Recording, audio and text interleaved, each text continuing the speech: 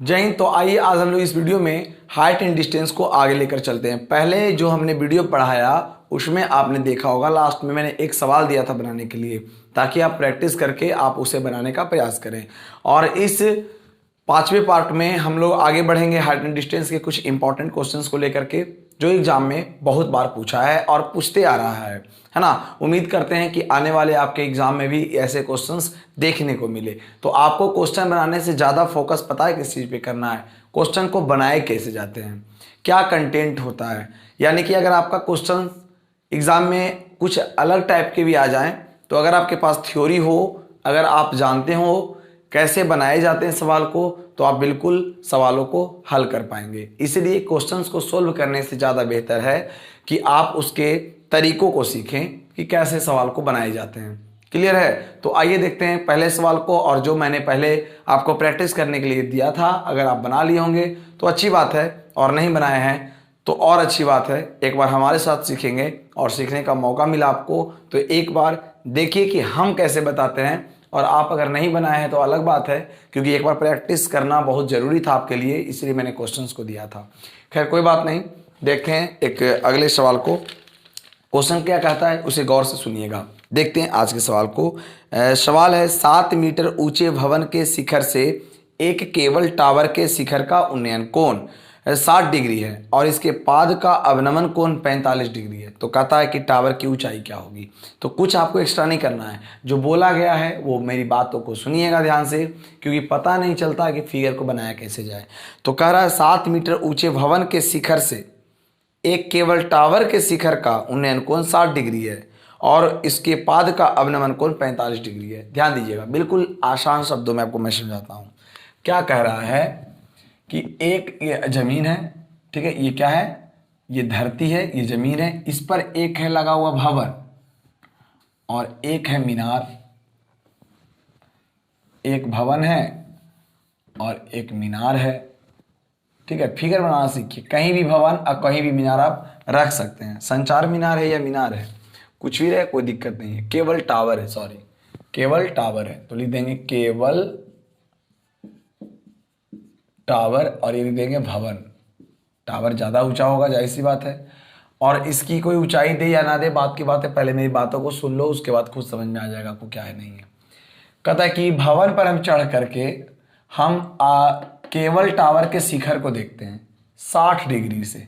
मतलब इस बात का ख्याल रखें कि भवन 90 डिग्री पे खड़ा है, ये भी 90 डिग्री पे खड़ा है, और यहाँ से जब हम देखते हैं ना तो ये 60 डिग्री से देखते हैं। तो हमने आपको बताया था कि जब भी ऊपर देखेंगे तो उन्नयन कोण से देखेंगे, और उन्नयन कोण कैसे पता चलेगा, तो क्षैतिज दृष्टि से ऊपर, ये हमारा क्षैतिज दृष्टि हो गया है ना। क्षैतिज दृष्टि से ऊपर जिस कोण के द्वारा किसी वस्तु को ऊपर की ओर देखा जाता है उसे उन्नयन कोण कहते हैं, हमने पढ़ाया है। तो ये आपका 60 डिग्री हो जाएगा, ठीक है, क्योंकि आपको कहा गया था 60 डिग्री। जबकि कहता है अपने इसके पाद का अवनमन कोण, इस केवल टावर के शिखर का तो 60 हुआ, लेकिन इसके पाद का अवनमन कोण 45 कह रहा है ऐसा, ठीक है, ये 45 कह रहा है। तो ये अवनमन कोण बोलेगा तो 45 डिग्री हो जाएगा, ठीक है। तो उम्मीद करता हूं कि आपको ये समझ में आया।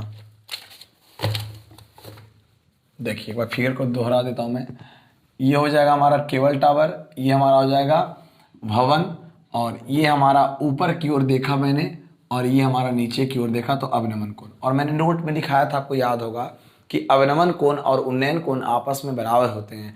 यानी अगर ये 45 डिग्री तो ये भी 45 डिग्री होता है, ये आपको पहले से पता होगा, ठीक है। चलिए अब कुछ और भी मान दिया हुआ, जरा देख लेता हूं एक बार। 7 मीटर ऊंचा भवन है। कितना मीटर ऊंचा भवन है? 7 मीटर ऊंचा भवन है। यानी यहां से लेकर के यहां तक की जो लंबाई है वो 7 मीटर है।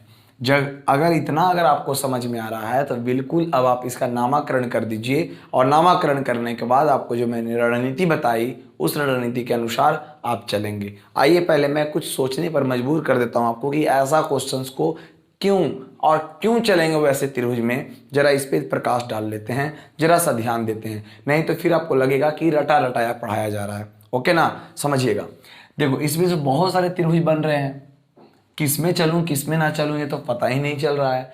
तो मेरे साथ बने रहो और ध्यान दो।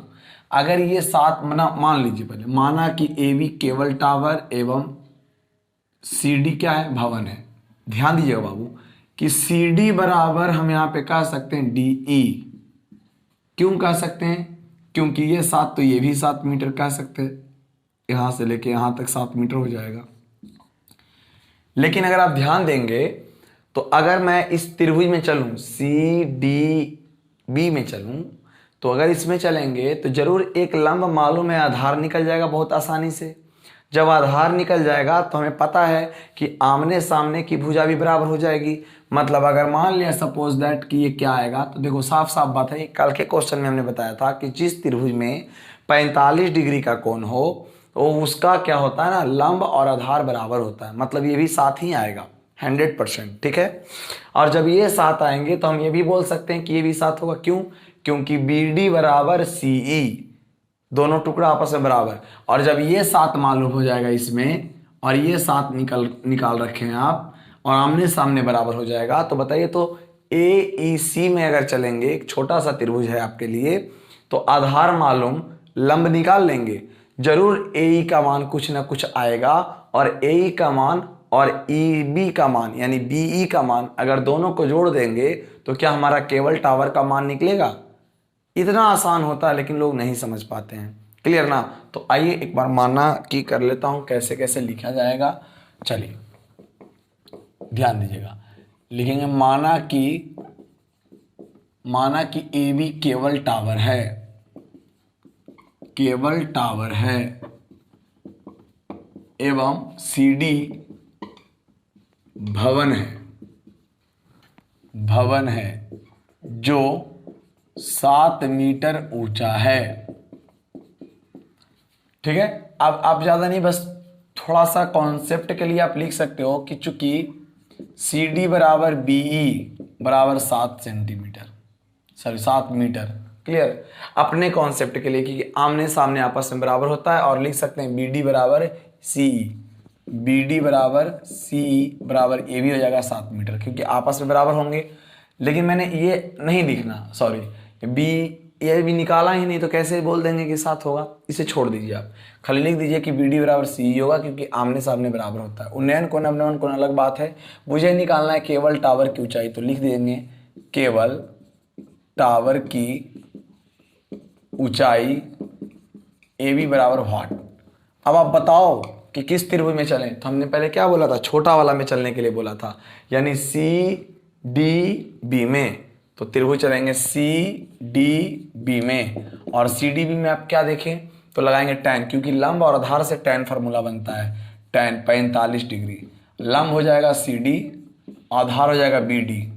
tan 45 का मान 1 होता है, CD का मान 7 हो जाएगा, और BD का मान हो जाएगा नहीं पता, तिरछा तिरछी गुना करेंगे तो BD का मान भी हो जाएगा 7, और मीटर में था तो मीटर में, इसीलिए BD का मान 7। अब बता सकते हैं कि जब BD का मान 7 तो बोल सकते हैं CE का मान भी 7, इसलिए दोनों आपस में यहाँ पे बराबर पहले ही हमने क्या किया, दर्शा दिया था।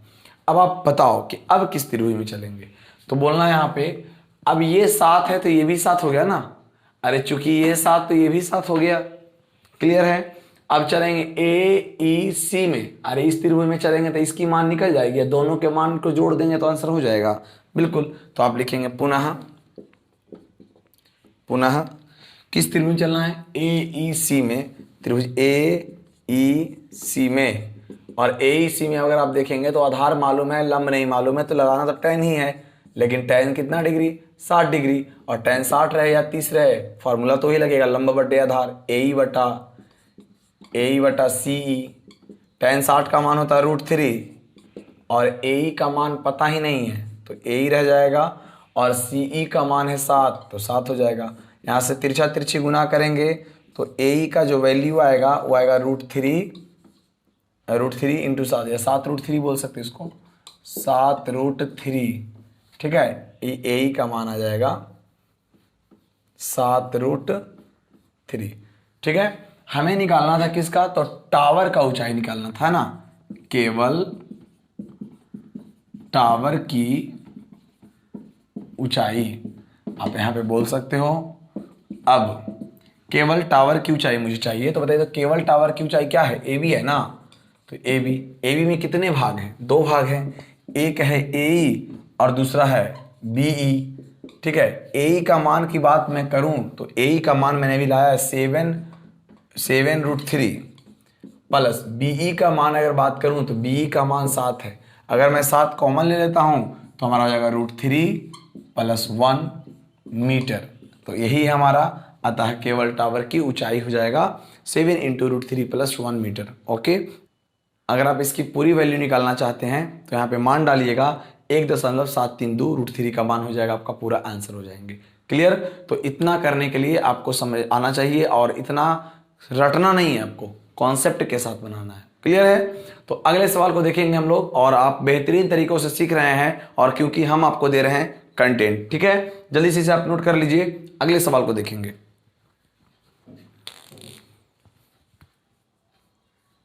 देखिए अगले सवाल को क्या कहता है कि आंधी आने से एक पेड़ टूट जाता है और टूटा हुआ भाग इस तरह मुड़ जाता है कि पेड़ का शिखर जमीन को छूने लगता है और इसके साथ 30 डिग्री का कोण बनाता है।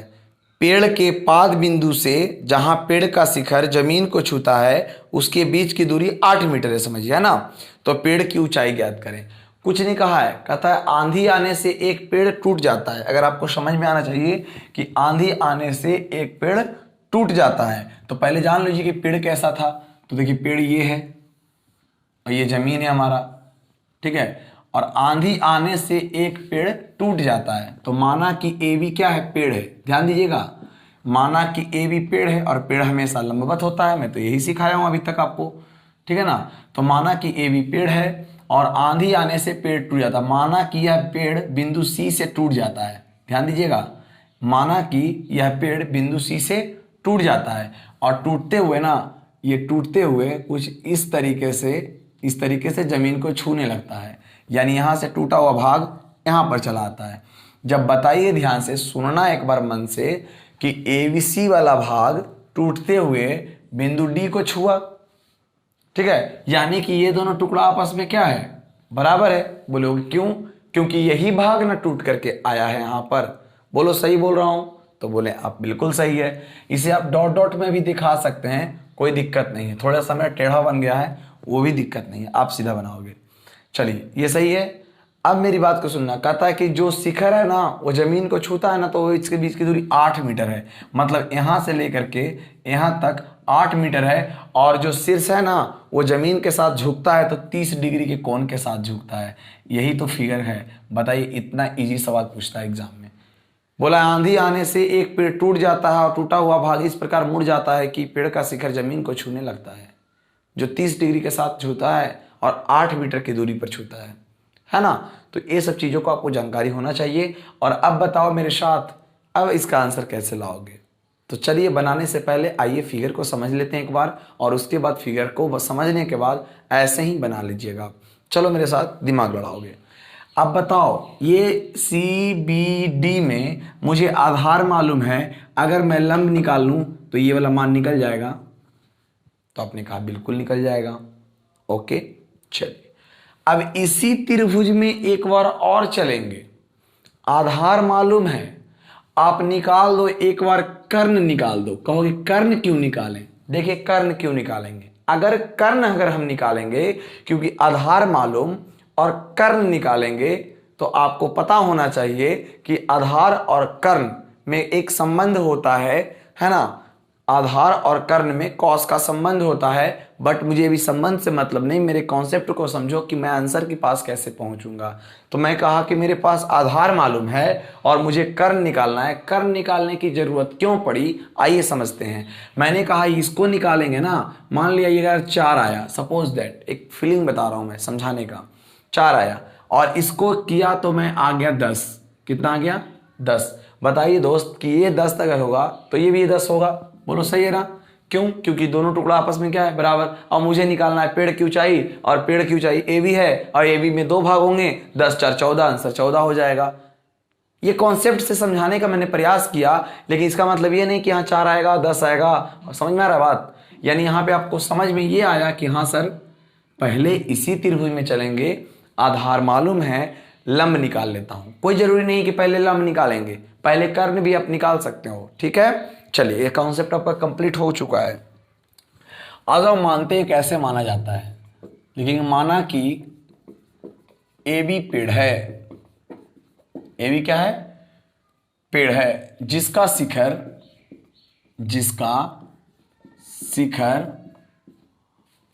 जिसका क्या चीज? शिखर भूमि को डी पर छूता है। क्लियर? अब यहां पे लिख सकते हो शिखर का झुकाव 30 डिग्री, जैसे लिख सकते हो भूमि के साथ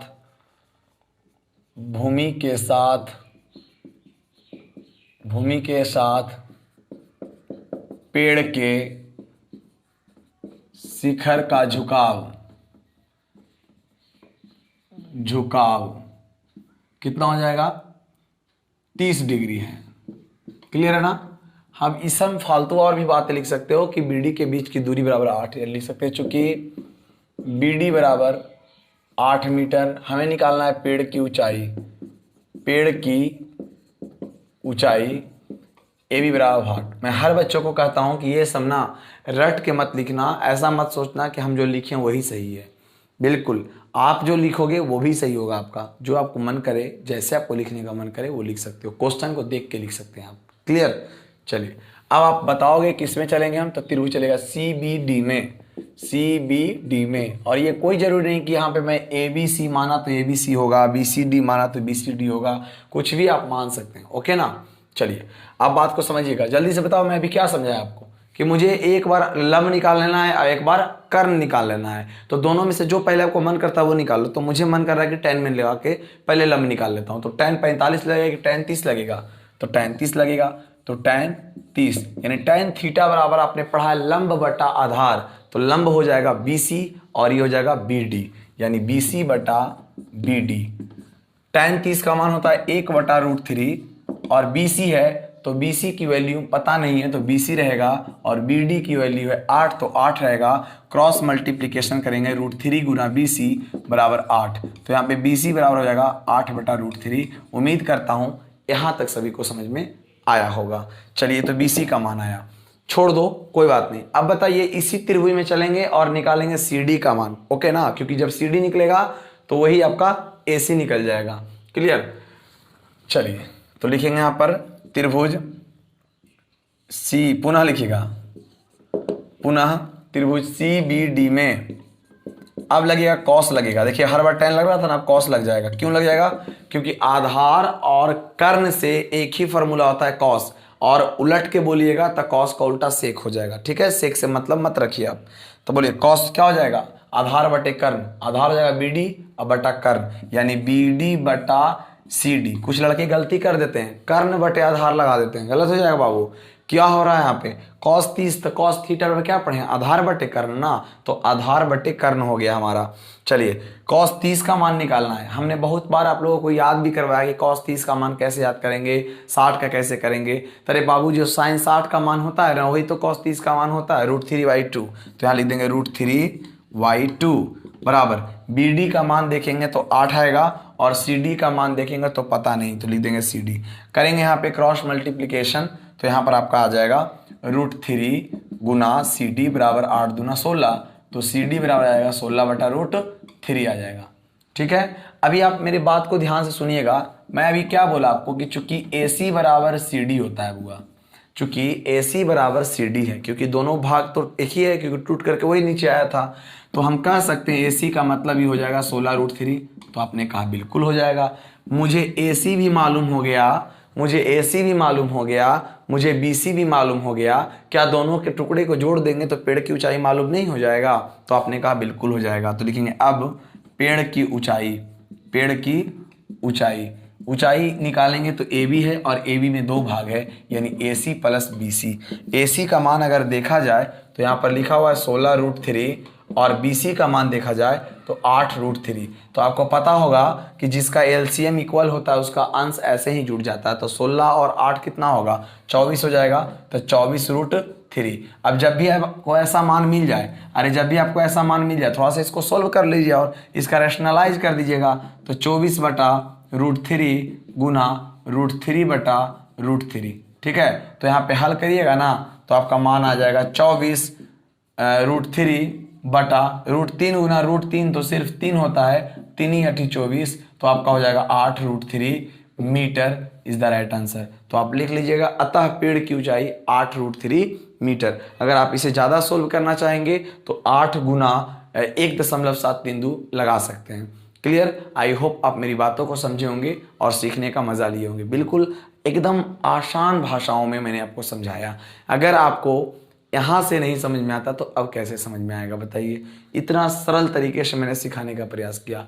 हाँ, आपको अगर मान सारणी नहीं याद है तो थोड़ा बहुत आप अटकते होंगे, लेकिन मैंने बार बार कहा कि मुझे एक भुजा मालूम है, मुझे कर्ण निकालना है, तो आधार और कर्ण से कौन सा फार्मूला होता है? तो आपने पढ़ा है कि कॉस होता है, तो हमने कॉस लगाया। आपने कहा कि कॉस लगाने की ज़रूरत क्यों हुई? क्योंकि बाबू मुझे कर्ण निकाल लूँगा ना, तो जो CD है वही तो AC है, तो CD निकाल करके हम AC बोल सकते हैं। दोनों को जोड़ दिया तो पेड़ की ऊंचाई हो जाएगी। तो कंप्लीट हो रहा है हमारी बात, तो बहुत अच्छी बातें हैं। चलिए देखते हैं एक और सवाल को जो थोड़ा सा इंटरेस्टिंग होगा और मज़ेदार होंगे। जल्दी से पहले आप इसे स्क्रीनशॉट कर लेंगे।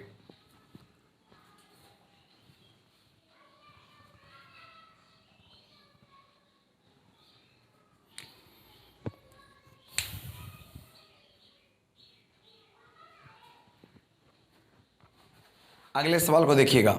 NCERT का एग्जाम्पल वाले सवाल है, बहुत ज़बरदस्त और पूछा एग्जाम में। इसी आधार पे बहुत सारे क्वेश्चंस को बनाए जाते हैं। ऐसा नहीं कि जो मैं बता रहा हूँ सिर्फ वही आएगा, अरे इसमें थोड़ा सा अंक चेंज कर देगा, लेकिन जिसके अंदर कॉन्सेप्ट होगा, अंक क्या पूरा क्वेश्चन चेंज कर देगा, फिर भी आप बना लेंगे। देखिए क्वेश्चन क्या कहता है। एक समतल जमीन पर खड़ी मीनार की छाया उस स्थिति में 40 डिग्री अधिक लंबी हो जाती है जबकि सूर्य का उतांश कोण का मतलब होता है उन्नयन कोण 60 डिग्री से घट करके 30 डिग्री हो जाती है। अर्थात छाया के एक सिरे से मीनार के शिखर का उन्नयन कोण 60 डिग्री है और BD छाया है, जबकि उन्नयन कोण 30 डिग्री है, तो मीनार की ऊंचाई ज्ञात करें। इसमें फिगर को आपको दर्शाया गया है, हालांकि दर्शाने की कोई ज़रूरत नहीं। आइए मैं समझा देता हूँ। जैसे कैसा भी फिगर बनाइए उससे कोई फ़र्क नहीं पड़ता है। ठीक है, क्वेश्चंस को पढ़ेंगे ध्यान से। एक समतल जमीन पर खड़ी है, एक समतल जमीन हमारा हो गया, ये समतल जमीन है। ठीक है ना, ध्यान दीजिएगा। कहता है एक समतल जमीन पर खड़ी एक मीनार की छाया उस स्थिति में 40 मीटर लंबी बनती है। ध्यान देना, यहाँ पर मान लिया मीनार है, यहाँ पर क्या माना? मीनार है, और यहाँ पे सन है। ठीक है, ये आपको सिर्फ समझाने के लिए, कोई अनसन से कोई मतलब नहीं है। ठीक है ना, तो कहता है ना क्या, हाँ खड़ी है मीनार, कहता 40 मीटर अधिक लंबी हो जाती जबकि उसके शून्य 60 से 30 हो जाए। 60 डिग्री से 30 डिग्री हो जाए। देखिए यहाँ 60 है ना, जब उन्नयन कोण 60 डिग्री का था, जब उन्नयन कोण 60 डिग्री का था, तो कुछ बताइए कि इसमें कहा गया था कि हाँ क्या छाया बन रहा है, इसकी लंबाई नहीं बताया। और कहा गया क्या कि ये सूर्य नीचे आएगा तो कोण घटेगा ना, तो जब 60 से 30 हो गया मतलब दूर जाएगा। हम तो पहले भी बताए थे कि जो दूर होता है वो कम कोण होता है और जो नज़दीक होता है वो ज़्यादा कोण होता है। कैसे ज़्यादा होता है? तो सबसे नज़दीक तो यही ना है, तो 90 है कि नहीं है? सबसे ज़्यादा है कि नहीं? तो जैसे जैसे मीनार के भवन की ओर जाते हैं ना तो कोण का मान बढ़ता है और दूर जाते हैं तो घटता है। तो यही तो बोल रहा है, और कह रहा है कि 40 मीटर अधिक हो जाती है। इसका मतलब कब 40 मीटर अधिक होती है? जब हमारा उन्नयन कोण 60 से घट करके 30 हो जाता, तो यह क्या होती है? 40 डिग्री अधिक हो जाती है। मतलब कुछ ऐसा डायग्राम ही बना कर दिया गया है। आगे देखिए फिर क्या कहता है। कहता बताइए छाया के एक सिरे से मीनार के शिखर का उन्नयन कोण, छाया के एक सिरे से मीनार के शिखर का उन्नयन कोण 60 डिग्री है और जबकि उन्नयन कोण 30 डिग्री है। ठीक है, सुनिए ध्यान से। कहता है ना क्या, छाया के एक सिरे से मीनार के शिखर का उन्नयन कोण 60 डिग्री और BD, मतलब नाम भी दे दिया है ना, नाम भी दे दिया है, कोई बात नहीं, BD यानी D से छाया की लंबाई है। BD क्या है? छाया की लंबाई है, और जबकि उन्नयन कोण 30 डिग्री है। ऐसा कुछ करके दे दिया है, सारा फिगर के साथ समझाया गया है। आपको मैं एक लाइन में समझाता हूँ, ये सब लिखा हुआ नहीं रहेगा एग्जाम में। ठीक है, यही सेम टू सेम सवाल एग्जाम में आया था सिर्फ ये इसमें नदी दे दिया था कि ये नदी की चौड़ाई है, ठीक है, और ये कोई व्यक्ति है जो नदी के किनारे से 40 मीटर दूर जाता है। कुछ भी दे सकता है, उससे आपको कोई मतलब नहीं, मेरी बातों को ध्यान सुनिएगा। कहता है एक सूर्य का प्रकाश है और ये क्या है, तो ये कुछ भवन है, मीनार है, ये मीनार है। और हम जानते हैं पहले सूर्य का छाया बन रहा था यहाँ पे, थोड़ा सा सूर्य नीचे की ओर ढलेगा तो छाया जाहिर सी बात है बढ़ जाएगा। तो कितना बढ़ा, 40 मीटर बढ़ा। लेकिन इसके बारे में पता नहीं था कि पहले से छाया कितना मीटर का था। कोई बात नहीं। तो कहता है मीनार की ऊंचाई ज्ञात कीजिए। कुछ भी नहीं है, बिल्कुल आसान है। एक बार मैं फिर से कहूँगा कि ज़्यादा बनाने से बढ़िया है कि पहले एक बार फिगर को फिर समझ लीजिए। कह रहा है कि एक सूर्य है और ये मीनार है। तो देखते होंगे घर पे क्या होता है, पहले छाया दिखाई देती है, दिखाई दिया। कहता है क्या ना कि 60 डिग्री से 30 डिग्री कोण उन्नयन कोण घटते चला गया। 60 से क्या हो गया, 30 हो गया। तो 60 से 30 होने का मतलब क्या है, सूर्य नीचे की ओर हुआ होगा। तो सूर्य नीचे की ओर हुआ तो छाया दूर की ओर बढ़ गया। तो इसने कहा कि उन्नयन कोण 60 से 30 हुआ ना, तो इसके साथ साथ 40 मीटर छाया बढ़ गया। यानी कि पहले कुछ हुआ होगा, पहले से छाया पहले से कुछ होगा, लेकिन पहले से था वो अलग बात है कितना था, लेकिन 40 मीटर बढ़ गया। अब इस फिगर में आप क्या करेंगे कि आपका आंसर हो जाएगा। तो मैंने आपको समझाया कि चुपचाप पहले छोटा वाला फिगर में चलिएगा। तो कहिएगा छोटा वाला फिगर में तो कोई भुजा है ही नहीं। अरे नहीं है तो क्या हुआ, एक रिलेशन तो मिल जाएगा लंब और आधार से। सही बोल रहा हूँ ना। तो चलिएगा ध्यान से, इसमें चलने के लिए पहले आपको मानना होगा। कुछ भी नहीं, आप मान सकते हैं, ऐसे भी हल्का सा भी मान के आप काम करा सकते हैं, है ना, ज़्यादा मानने की जरूरत नहीं है। लेकिन माना कि ए बी मीनार है, माना कि ए बी क्या है, मीनार है, क्लियर। और भूमि पर से एक बिंदु डी है, यहाँ छूट गया, ए बी सी देता हूँ यहाँ पे, ठीक है, दिया हुआ है, किताब में दिया हुआ था, ए बी सी डी है। अब यहाँ पर ध्यान देना कि बिंदु सी एवं डी से मीनार के शिखर का उन्नयन कोण, उतना नहीं लिखेंगे ज़्यादा कि छाया है, ये है, वो है। बिंदु सी तथा डी से मीनार के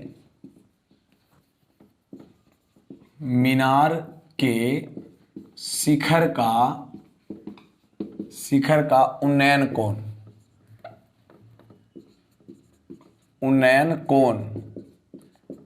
कितना है, 60 डिग्री एवं 30 डिग्री है। मतलब पहले सी से कितना है 60 और डी से कितना है 30, मैंने लिख दिया। और छाया सी डी की मान दिया हुआ है, है ना, लेकिन छाया की लंबाई सी डी बराबर 40 मीटर। देखिए ध्यान से कि अरे बी सी भी छाया है, लेकिन इसके बारे में आपको मान नहीं दिया गया है, क्लियर ना। हमें निकालना है ए बी यानी मीनार की ऊंचाई। तो लिखेंगे मीनार की ऊंचाई। देखिए कितना आसान तरीकों से बनेंगे, इसे जरा सा गौर से ध्यान दीजिएगा। मैंने हमेशा कहा पहले छोटा वाला में चलेंगे और फिर बड़ा वाला में चलेंगे। ए बी सी में चल के देखिएगा ध्यान से। त्रिभुज ए बी सी में अगर आप चलेंगे तो लगाइएगा tan, क्योंकि हमको लंब और आधार से मालूम है तो 60 लगाएंगे, मतलब हमको tan से ही है, क्योंकि लंब और आधार से मतलब है। तो हो जाएगा ए बी बटा बी सी, tan 60 का मान √3 और ए बी बटा बी सी, क्रॉस मल्टीप्लीकेशन करेंगे तो ए बी बराबर आ जाएगा हमारा √3 बी सी। क्लियर है, यहाँ तक कोई प्रॉब्लम नहीं है। जब जरूरत पड़ेगा तो बी सी का मान निकाल लेंगे, जब जरूरत पड़ेगा तो ए बी का मान निकाल लेंगे। लेकिन एक संबंध तो पता चल गया कि ए बी का मान √3 बी सी के क्या होता है, बराबर होता है। फिर चलेंगे पुनः बड़े वाले त्रिभुज में। तो बड़ा वाला क्या हो जाएगा, ए बी डी में, त्रिभुज ए बी डी में। और बड़ा वाला त्रिभुज में चलिएगा ना ए बी डी में, तो आप बोलोगे tan 30 डिग्री और tan 30 डिग्री लंब बटा ए बी बटा क्या लिखोगे, ए बी बटा लिखोगे आप बी सी, ए बी बटा बी डी लिखोगे, लंब बटा आधार ए बी बटा खड़ा वाला ए बी पड़ा वाला बी डी, ए बी बटा बी डी। tan 30 का मान हो जाएगा 1/√3, tan 30 का मान हो जाएगा 1/√3 और ए बी का मान पता नहीं है, लेकिन देखेंगे अगर गौर से यहाँ पर तो ए बी का मान आपको साफ साफ पता दिया हुआ है √3 बी सी, लेकिन मैं अभी आपको नहीं लिखूंगा, ठीक है ना। चलिए बी डी में 2 भाग है, आपको दिखाई दे रहा होगा कि बी से लेकर डी तक में 2 भाग है, यानी हम बोल सकते हैं B C plus C D. तो यहाँ लिखेंगे हम लोग B C plus C D, ठीक है। चलिए अब यहाँ पर ध्यान देंगे 1/√3 बराबर ए बी का मान डाल दीजिए, सबका मान डाल दीजिए। ए बी का मान √3 बी सी है तो डाल देंगे ए बी का मान √3 बी सी, जैसे इच्छा है वैसे डालिए। लेकिन हमें लगता है ना कि ए बी का मान तो मुझे निकालना ही है, है ना। तो क्यों ए बी का मान डालें, सही बोल रहा हूँ। तो बिल्कुल आप इस तरीके से भी बना सकते हैं, नहीं तो फिर आप ए बी का मान नहीं बल्कि सी डी का मान या बी सी का मान निकाल करके भी बना सकते हैं। मेरे साथ अगर ध्यान दोगे तो यहाँ से दो तरीके से बनाए जाते हैं। मुझे ए बी का मान निकालना है तो ए बी रहने दो ना, क्या दिक्कत है। चलिए थोड़ा सा लॉन्ग हो जाता है ऐसे, ठीक ना। अगर नहीं ए बी दीजिएगा तो और शॉर्ट हो जाएगा। देखिए ए बी का मान √3 BC, तो लिख दीजिए √3 BC। चलिए आप ही की बात मानता हूँ।